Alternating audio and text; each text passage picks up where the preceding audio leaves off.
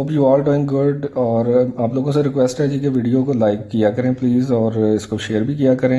And in case anyone hasn't subscribed yet तो please इसको channel को subscribe भी कर दें। आज कुछ इंपॉर्टेंट अपडेट्स हैं वो आप लोगों के साथ शेयर करता चलूँ। सबसे पहले तो ये इंडियन हाई कमीशन की एक एडवाइस है जी कि फॉर दोज इंडियन स्टैंडर्ड जो इंटरनेशनल स्टूडेंट्स हैं and having valid Australian visa, तो वो ऑनलाइन एक उन्होंने फॉर्म बनाया, उस पर वो रजिस्ट्रेशन करें। SBS पंजाबी के ऊपर भी इसका लिंक मौजूद है और मैं अपनी वीडियो डिस्क्रिप्शन के अंदर भी ये लिंक डाल दूंगा। एक वीक पहले जो पाकिस्तानी स्टूडेंट्स थे उनके लिए भी पाकिस्तानी हाई कमीशन जो है उन्होंने एक इसी तरह का सिमिलर टाइप ऑफ फॉर्म एक उन्होंने बनाया था कि उस पर वो अपनी जो डिटेल्स हैं about their visa, their passport details, और इसी तरह से उनके होम एड्रेस और इसी तरह कोर्स डिटेल्स वगैरह जो ऑस्ट्रेलिया में जिस यूनिवर्सिटी में वो पढ़ रहे हैं तो वो उन्होंने रिक्वायर की थी। तो इस इंडियन हाई कमीशन सेड कि ये जो इनके पास ये जो इन्फॉर्मेशन आएगी उससे एक तो ये उनको पता चलेगा कि कितने नंबर ऑफ़ स्टूडेंट्स जो हैं वो स्टैंडर्ड ऑफशोर हैं इंडिया के अंदर, वो स्टकअप हैं और वो जो है वापसी अभी तक उनकी मुमकिन नहीं हो सकी है। और दूसरा ये है कि जो वैक्सीनेशन ड्राइव इस वक्त चल रही है तो इंटरनेशनल स्टूडेंट्स के लिए वो इसको भी प्रायोरिटाइज करेंगे कि this will be useful for the high commission in various ways including for rendering assistance as and when the travel restrictions are eased। So high commission ने इसमें ये बताया है। अब इसमें जो रवि सिंह है he is the director of global reach और ये ऑस्ट्रेलियन यूनिवर्सिटीज़ को रिप्रेजेंट करता है जी इन साउथ एशिया। तो उनके जो डायरेक्टर हैं उन्होंने ये कहा है जी कि अब इसका जो पर्पज़ है हाई कमीशन का, और इसी तरह से मैं पहले भी कहा था कि जो पाकिस्तानी हाई कमीशन ने जो डाटाबेस एक बनानी शुरू की है और इसी तरह से अब इंडियन हाई कमीशन की भी ये जो डाटाबेस वो मुरतब कर रहे हैं, जो डाटाबेस बना रहे हैं, तो ये सारी की सारी डिटेल्स तो ऑलरेडी जो प्रिज्म डाटाबेस है जो होम अफेयर्स का एक सॉफ्टवेयर है उसके अंदर स्टूडेंट की तमाम इंफॉर्मेशन मौजूद होती है। तो इट डजेंट मीन कि ये कोई एक रिगरस किस्म की एक्टिविटी है, लेकिन still we should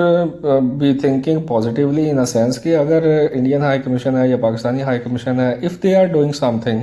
in regards of the return of international students, और उसमें अगर कोई भी स्टेप जो है वो ऑल दो कि ये लेट है या ये इसको हमें इस पे नहीं पढ़ना चाहिए कि ये उनको ये काम पहले जल्दी कर लेना चाहिए था या अब ये देर से हो रहा है,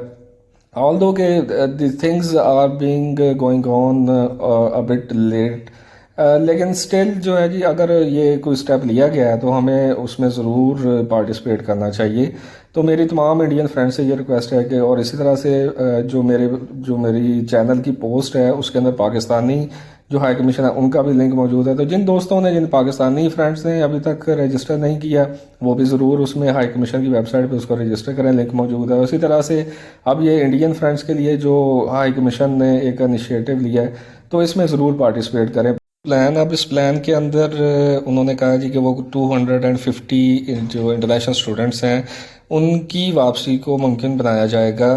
with in weeks in a desperate effort to revive struggling universities. अब 250 इंटरनेशनल स्टूडेंट्स जो हैं वो रिटर्न करेंगे जी in time for second semester. This is what NSW propose. अब NSW ने ये जो प्रपोज़ल था उसको कल वो अपनी कैबिनेट यानी जो स्टेट कैबिनेट है जी जिसको कोविड क्राइसिस कैबिनेट मीटिंग उनकी जो वीकली होती है उसमें वो लेके गए, और आई एम नॉट श्योर कि ये अब वहाँ पे उस पर डिस्कशन के बाद उस पर क्या चीज़ें सामने आई हैं, but let's say if we say and I am sure कि this would have been done कि ये अप्रूव हो गया है, चले fine, this has been approved by the state cabinet. अब फेडरल गवर्नमेंट की जो इस पे क्या राय है, फेडरल गवर्नमेंट से इसके ऊपर वो कोई अमेंडमेंट वो कोई करती हैं या वो जो 250 का कैप है उसको वो ज़्यादा करती हैं या कम करती हैं, अब we are not sure about that. और उसमें अभी तक उनकी ना को फेडरल गवर्नमेंट की अभी तक किसी भी प्लान के ऊपर, not just the NSW plan, लेकिन विक्टोरिया का प्लान था, इसी तरह से जैसे मैंने अभी 3 या 4 दिन पहले शेयर किया था कि SA का प्लान वो भी अप्रूव किया है उनके चीफ पब्लिक हेल्थ ऑफिसर ने। जो साउथ ऑस्ट्रेलिया का जो प्लान है वो उनके जो CPHO हैं उन्होंने उसको अप्रूव किया है और वो अब फेडरल गवर्नमेंट के पास गया है। So all the plans are on the Commonwealth table और दे आर वेटिंग के उसके ऊपर, states are waiting, universities are waiting कि कब इनके ऊपर जो फेडरल गवर्नमेंट की अप्रूवल है वो उनको मिलती है, सो दैट कि they can start it up. अब इस प्लान के अंदर एनएसडब्ल्यू का जो प्लान है उसमें भी मैंडेटरी 14 डेज़ की आइसोलेशन है फॉर द स्टूडेंट्स, और इसमें जो चार्टर्ड फ़्लाइट्स हैं उसका जिक्र उन्होंने किया है कि चार्टर्ड फ़्लाइट्स के थ्रू जो स्टूडेंट्स हैं उनको वापस लेके आया जाएगा। अब इन चार्टर्ड फ़्लाइट्स का जैसे चार्ल्स डार्विन यूनिवर्सिटी ने जो चार्टर्ड फ़्लाइट्स है उसके ज़रिए वो 60 के करीब स्टूडेंट्स थे वो वापस आए थे। उसमें मीन वाइल जो 14 यूनिवर्सिटीज़ हैं एनएसडब्ल्यू और ऑस्ट्रेलियन कैपिटल टेरिटरी की, उन्होंने एक जॉइंट सबमिशन किया जी to the Australian Competition and Consumer Commission, और उसमें उन्होंने उनसे इजाज़त मांगी है और एक ये ऑथराइजेशन वो वहाँ से सीख कर रहे हैं कि ये 14 यूनिवर्सिटीज़ 14 यूनिवर्सिटीज़ जो हैं वो आपस में कोलैबोरेट करके तो स्टूडेंट्स को वापस लेके आ सकें। अब Australian Competition and Consumer Commission अगर उनको ऑथराइजेशन दे देता है, so there would be a lesser role of the federal government, क्योंकि Australian Competition Consumer Commission is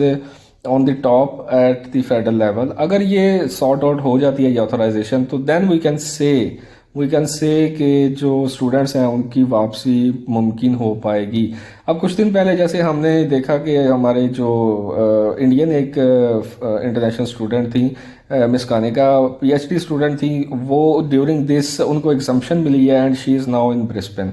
तो ये पॉसिबिलिटी हैं, बिल्कुल है कि जो प्लान्स होंगे वो टेरिटोरियल रिस्ट्रिक्शंस उसके ऊपर नहीं होंगी, कोई जियोग्राफिकली उसको ये स्प्लिट नहीं करेंगे कि यहाँ से इन कंट्री से स्टूडेंट जा सकते हैं इनसे नहीं जा सकते। लेकिन डर भी है इस चीज़ का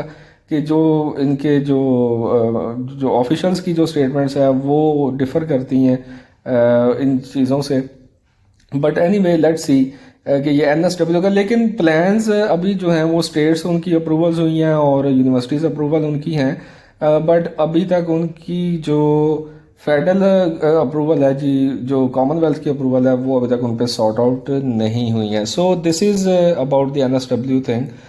जो कल से आ रहा था, मैं आज यूट्यूब पे कुछ चीज़ें देख रहा था, तो प्लीज़ उस पर आई वुड रिक्वेस्ट कि सही इन्फॉर्मेशन बाकी जितने भी हमारे फ्रेंड्स हैं यूट्यूबर भाई हैं वो एक सही इन्फॉर्मेशन जो है वो हम तक पहुंचाएं, क्योंकि we are already desperate of going back. Of course we are desperate in a way कि हमारा फ्यूचर जो है इस वक्त वो दाव पे लगा हुआ है। So I would request everyone to share the right information.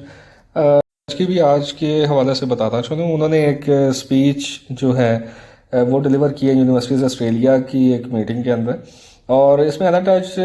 जो हैं जी उन्होंने कहा जी कि there is a little Covid's impact on international student enrolment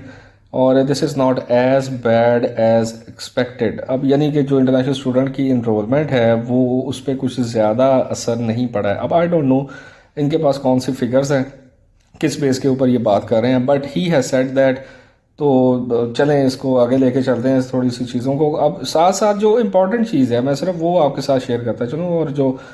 जो हमारे जो समझने की बात है। अब इसमें education minister attempts a positive spin on downturn, और इसमें उन्होंने कहा जी कि ही इज़ ऑप्टिमिस्टिक कि international students will return soon in small pilot programs. अब दिस इज़ समथिंग के जो एलन टच की तरफ से कुछ चीज़, कोई पॉजिटिव चीज़ को सामने आई है काफ़ी अरसे के बाद, कि जो टोटल रेवेन्यू का 27% इंटरनेशनल स्टूडेंट्स पे करते हैं, और इसका जो लॉस अभी उनके सामने आया है जी वो ओनली 3% है as compare to 2019 figure. So this is what Alan Tudge said today, और ही एक्नॉलेज के ऑल दो के एग्रीगेट नंबर्स जो हैं यूनिवर्सिटीज़ के लॉस के वो ज़्यादा हैं, बट ही सेड कि जी इतना ज़्यादा लॉस नहीं है जितना कि एक्सपेक्ट किया जा रहा था। कि जो मैंने आपके साथ ये अभी जो उन्होंने यूनिवर्सिटीज़ ऑस्ट्रेलिया की मीटिंग में जो बात कही है जी कि कोविड-19 की वजह से कुछ ज़्यादा इम्पैक्ट, इतना ज़्यादा इम्पैक्ट नहीं आया जितना वो इंटरनेशनल एजुकेशन पे जितना वो एक्सपेक्ट कर रहे थे।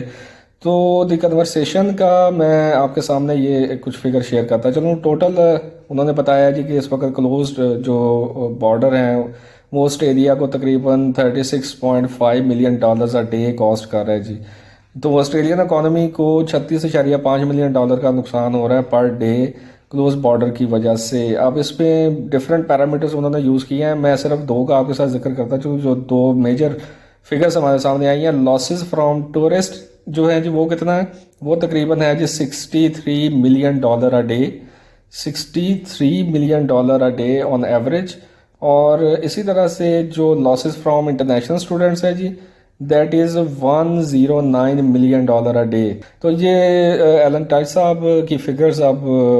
कहाँ से आई हैं, उनको किस ब्यूरो ऑफ स्टैटिस्टिक्स ने वो फिगर्स दी हैं, और जितना वो सिर्फ अपनी अब बातों को, चीज़ों को जस्टिफाई कर रहे हैं जो उन्होंने बातें पिछले काफ़ी अरसे से, 1 साल से वो करते आ रहे हैं। तो लॉसेस तो बहुत ज़्यादा हैं, ये आपके सामने है, और ये इन्हीं का ही न्यूज़पेपर है कन्वर्सेशन, उसी ने इन फिगर्स को कोट किया है।